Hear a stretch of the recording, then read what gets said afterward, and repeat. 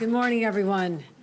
I just wrapped up a meeting with the individuals you see here, people that are not unfamiliar to you, and I want to thank, first of all, our Sheriff Figueroa, who I've known for many, many years, for welcoming us here today and sharing his thoughts with me.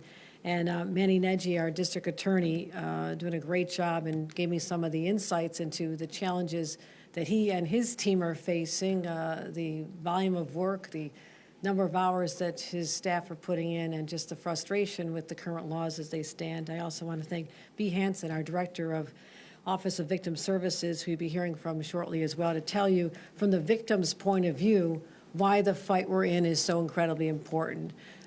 These individuals dedicate their lives to keeping New Yorkers safe. And unfortunately, too often their efforts are being undermined by loopholes in our laws as written. Over and over again, they meticulously investigate crimes, they make arrests, they turn over vast amounts of evidence, often to only have the charges thrown out and the defendants walk free over minor technicalities.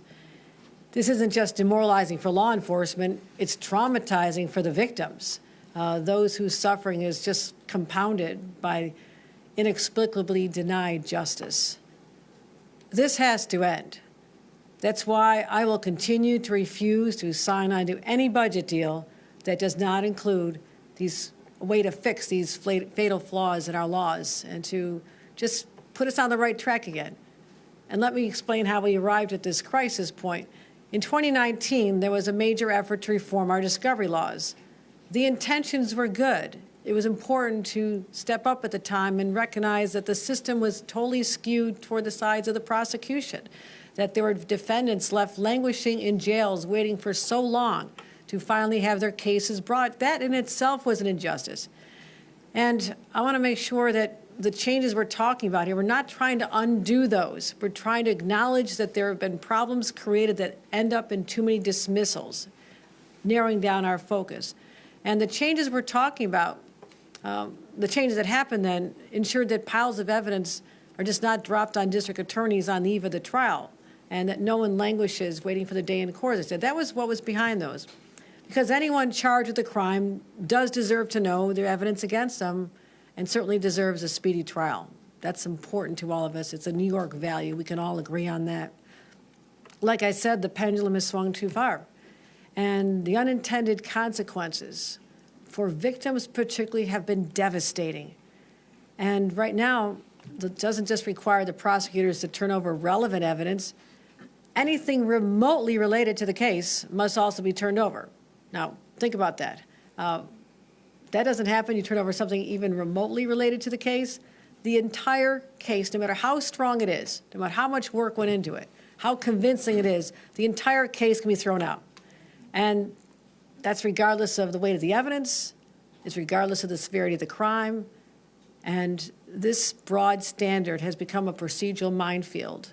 So prosecutors can easily miss some random detail that has no impact on the defense, or submitted something a day late because they're waiting for some document to be created. And guess what happens? A violent criminal can walk free. And for these reasons, dismissals in our statewide, have jumped from about 10,000 dismissals in 2019 to almost 50,000 in 2024. The only difference? The change in the laws. Think about all those people. Every one of them has a victim. Someone who walks out of court and says, what happened? I thought we were going to go to court. I thought I was finally going to get justice. And they walk out the door, but so does the accused. They walk out without consequences. So this extraordinary uptick cuts across every criminal category, from drunk driving to domestic abuse cases. 94% of domestic abuse cases are dismissed, all the way up to attempted murder. In one case, this is really heartbreaking, a man was charged with attempted murder of a teenage boy. And prosecutors had thought they submitted all the police body cam videos. It turned out there was one clip inadvertently left out. What was on this piece of evidence? It was the EMTs wheeling the boy out on a stretcher. That's all that was missing. Everything else was built. It was a strong case. Certainly that would not be considered case-altering footage. It was not harmful to the defense. Everyone knew this person was injured and went to the hospital. But because of this minor oversight, guess what happened? The entire case was dismissed. Today, that boy is still sitting in a hospital, badly disabled. Meanwhile, the man who put him there walked out free. In another case, a serial drunk driver was charged with crashing his motorcycle into someone else while he was under the influence. But the case, in that one, the case was dismissed because one of the arresting officers had once accidentally hit a garbage can with his patrol car, and that wasn't turned over in time. And that happened 6 years before the arrest. I'm not making this up. Because the prosecutors didn't think to disclose this irrelevant detail, that drunk driver is back driving on our roads. We don't want this anymore. We don't want this. Unrepentant criminals making a mockery of our justice system. So listen, I don't just make record investments in law enforcement. I really have. I've put a lot of money into our DA's offices, understanding the challenges, the weight of the burdens they're weighing under. I think over $200 million. We have been doing an extraordinary job with trying to help on the financial side. But it's just a shame to see all this solid police work to go to waste or watch people walk free. And all I'm asking for is support from the legislature for common sense reforms that'll hold criminals accountable and keep our communities safe, but also give defendants their due. We're not taking that away. My intent is to uphold the original premise behind the reforms back in 2019, but we also want to prevent entire cases from being dismissed if a discovery error is not harmful to the defense. So our budget negotiations have stretched out. You've heard all about it. I refuse to back down. I know there's thousands of people across the state who are counting me to hold strong on this. And fortunately, we passed the budget extenders. There's no money. It's not in Washington where everything shuts down. Everything's still fine. You didn't notice it, right? And I've yet to hear anyone come up to me. And I go to grocery stores. I go to diners. Not one person has ever come up to me and says, "Oh, my God, Governor, the budget's late." Right? They say, "Thanks for fighting for us. Thanks for standing up. Thanks for doing what you're doing." And I know there's a lot of people who appreciate it. I may never see them personally, but they want someone who's willing to stand up and say, that is wrong, we must fix it, and I'm not changing, I'm not signing the budget until we get it done. And so we'll get that done. I'll put, in addition to that, public safety initiative on top of the bail reforms we've had over the last few years and our laws against retail theft and closing down illegal cannabis shops. We've done a lot, but every one of them had to be done in the budget because the legislature was not doing it on their own. But I'm also trying to focus on affordability while I'm at it. You all know, I don't need to tell you. Word of caution, do not go out looking for eggs before Easter. Your jaw will drop at how expensive everything has become. You know, inflation's been so hard on New Yorkers, and now we have the tariffs and the impact of that and the uncertainty with 401ks. Everybody's head's just spinning. But I want to work hard for you by putting more money back in your pockets, and I have a plan. It's in the budget. And I have a middle-class tax cut I want to get enacted. I want to have a inflation refund to put more money back in people's pockets. If you have little children, helping you with the cost. I'm a grandma, I'm a mom. I know how expensive it is when the kids are little. Put $1,000 back in the pockets of people with little kids. Free school lunches and breakfast. I mean, this is going to save money for parents. So we're going to do this. And I've calculated it'll put about $5,000 back in New Yorkers' pockets. You know why we need to do that soon? Because they're saying that the cost of the tariffs are going to result in about $3,000 to $6,000 coming out of your pockets, everything costing more. So I want to get back. I want to go up to Albany. I'm heading up there. I want to get this done over the finish line, but we're going to get the discovery reforms done as well. So we can all agree on this. Are you with me on this? Does this make a lot of sense? And so I need to get up there. You need to support this so we can finish the job and spread the word about what we're fighting for. Call your representatives, let them know that this is common sense. The governor's got a plan. It's not to roll back the reforms that were so important for our justice system, because I believe in this, but also to say it's gone too far. Let's find that place where we can finally all agree this is finally justice in New York. So no more throwing out these cases, no more making victims walk out, sometimes in tears. I heard stories of victims of domestic violence in New York City yesterday. And they just walked out and says, I came up here, I bared my soul, I told everything about something that horrible that happened to me. and I go to the police office, and I have to repeat the story again for district attorneys, and I have to wait for months. I have to find all this information, receipts and phone logs, and I finally do all this, and my abuser walks out. I don't have an order of protection anymore. I'm vulnerable. My kids and I are scared. I mean, my friends, this is New York. We can't let this happen anymore. These people need our help. Let's get this done. Thank you very much. Thank you.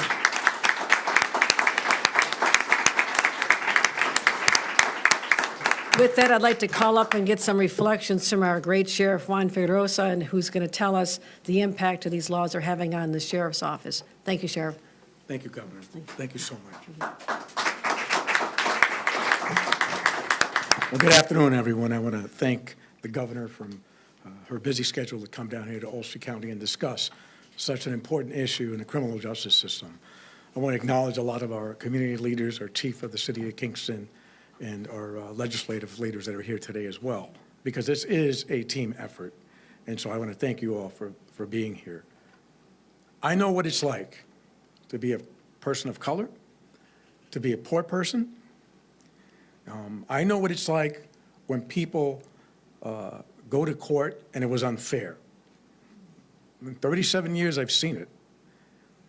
The legislature, our Assembly and Senate, their intent was good, to change the discovery.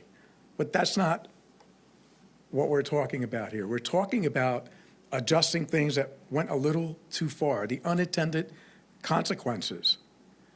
In a rural county like Ulster County, like most of New York is, we have a lot of issues with part-time police departments that can't get the information in time for the DA's office to certify their discovery, which may cause a case to be dismissed. It's happened. Discovery, I'm fortunate and lucky to have a great legislature. We were able to get a discovery coordinator to do all the discovery for the sheriff's office, but that's not the case in a lot of the local police departments. And that certification has to be done by the district attorney's office in order to prosecute cases.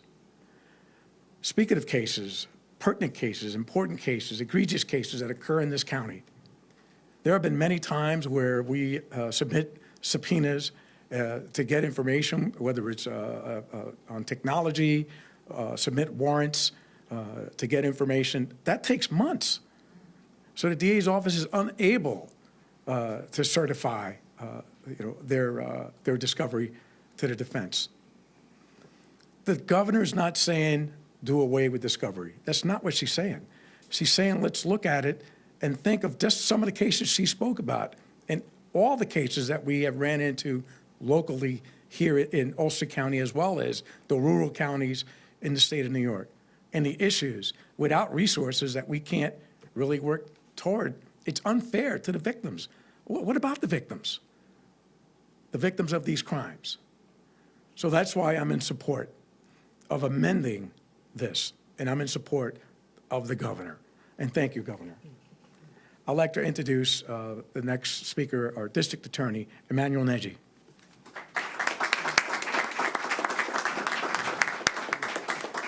Governor, thank you for your proposal, and thank you for coming to our community. All our legislators who are here, police and law enforcement people, and members of the community who have taken the time to be here. This is a very important issue. I'm sure some of you may already know about one of the most celebrated and difficult cases in Ulster County by the name of Raymond Snyder.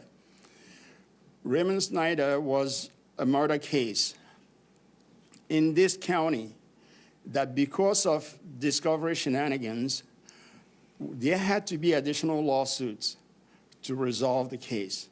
Eventually, it went to Albany on a Article 78 proceeding.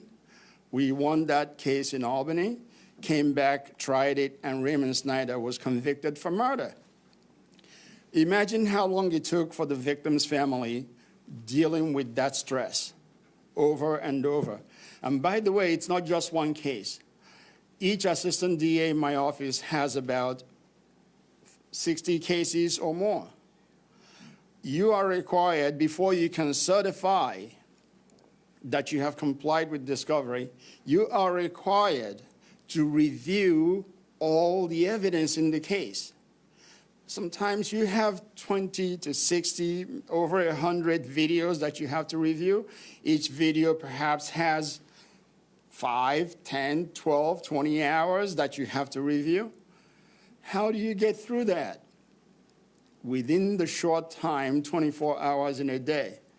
The complications and difficulties that these present to us are being exploited by the gamesmanship that happens in the courtroom. I wholeheartedly support the governor's proposal because it makes things easier.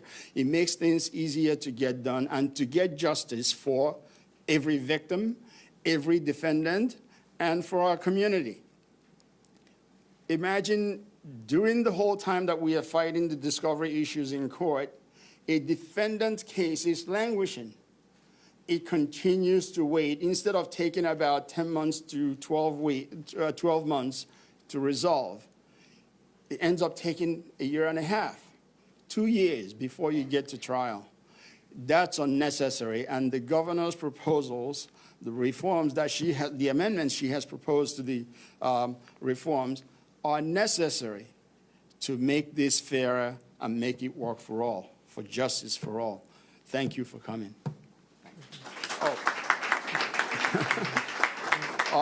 Yes. My friend Chris Liberati Conant, the DA from Columbia County, please. Thank you. Mr. Davis, thank you for joining us. Thank you, Governor.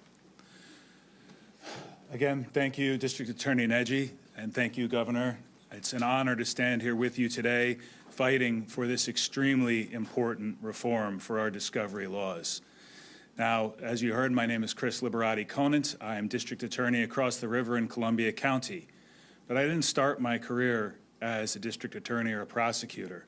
I started my career with Mental Hygiene Legal Service, fighting for indigent rights, defending indigent defendants. I care very deeply about the rights of defendants and protecting their rights. And that's why I do support the heart of the 2019 discovery reforms.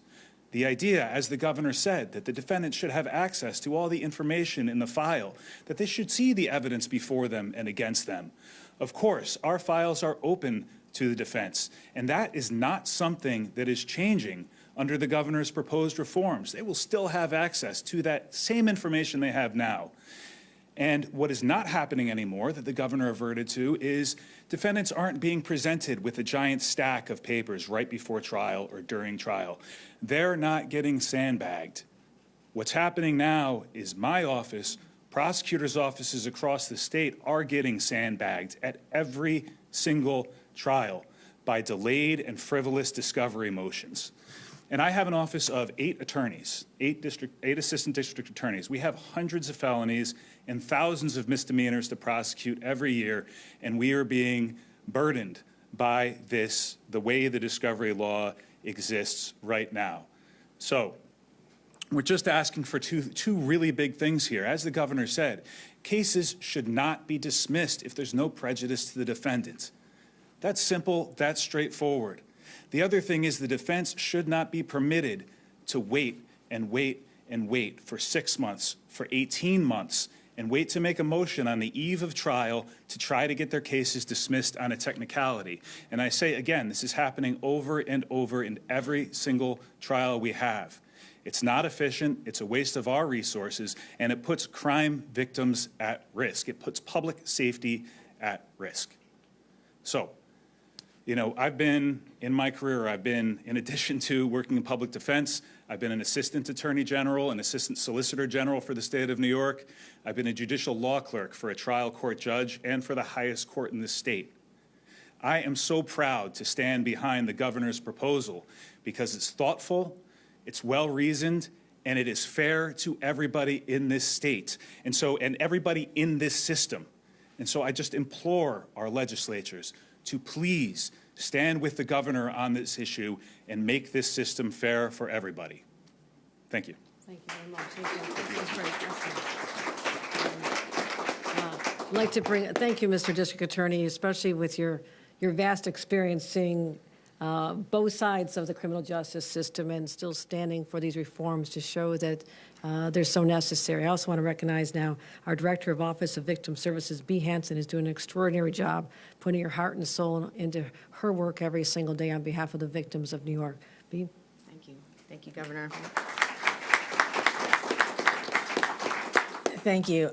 So I've spent about the last 30 years working in victim services, either at a nonprofit organization or in government agencies, and I have never seen leadership like Governor Hochul's leadership in terms of supporting victims of crime and violence. And one of the things that we've seen that is in her executive budget, that she's really dedicated funding to serving victims. And I think without any changes in discovery, it's really tough to be able to do that kind of work. We have, thanks to the governor, we've awarded an unprecedented amount of money, almost $380 million over the next 3 years to support victim service organizations.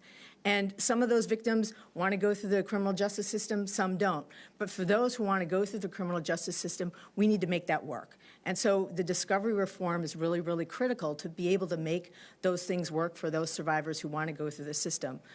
We've been traveling around the state, talking to many different folks in different communities, from rural to suburban to urban areas, and the one message I hear is just the impact of the discovery right now and the need for the changes, because without anything having to do with the case, cases are dropped. And think about what impact that has on survivors. I've heard from survivors of domestic violence, survivors of sexual assault, who it's not about, usually what happens is a case would be, we can't prosecute it, we don't have enough evidence. That's hard enough for a victim to be able to address and to be able to deal with. But to know that the only reason that the case was dropped is because somebody didn't have a piece of paper and it was a duplicate copy of some kind of piece of paper, or we didn't get the paper that we needed from the hospital, we didn't have any knowledge of it, but we find out about it too late. That just has to stop and isn't fair. And so I just want to thank the governor and thank all of you for all of your support. We need to get this done, so let's get this done. Thank you.